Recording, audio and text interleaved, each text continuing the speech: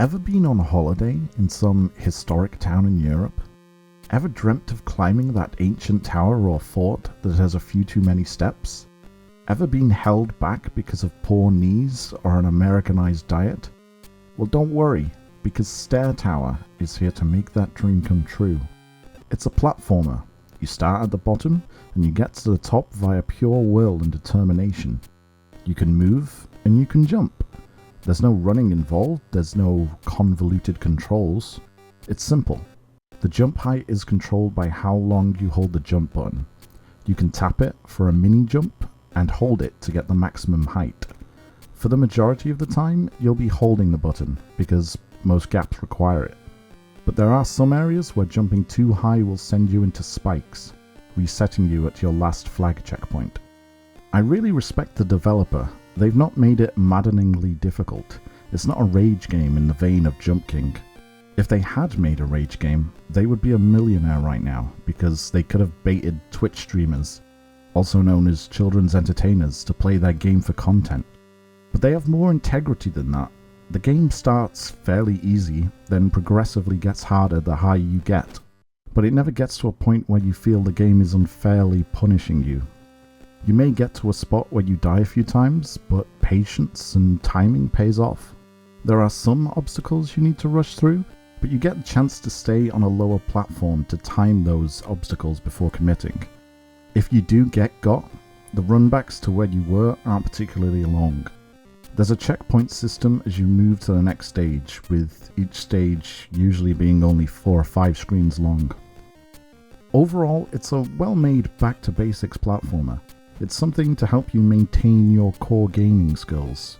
If you only play modern Sony story-driven glorified walking simulators that basically play themselves, your gaming skills, they're gonna degrade over time. So it's important to play one of these games every now and then. Me personally, I have a very specific training routine when it comes to maintaining my gaming skills. I wake up at 4 AM to play chess online against autistic Korean children. At 5 AM, I do the concert hall's rhythm checker. It's particularly important for you to practice rhythm, as you never know when you're going to get into a dance-off at the club. 6 AM to 8 AM is Mario Kart. It's been scientifically proven that people who grow up playing driving games are more likely to pass their driving test first time. Look it up. From 8 AM to 1 PM is maths. Maths is one of the most useful skills in life. I use it all the time. The best way to practice, I find, is by card counting in blackjack.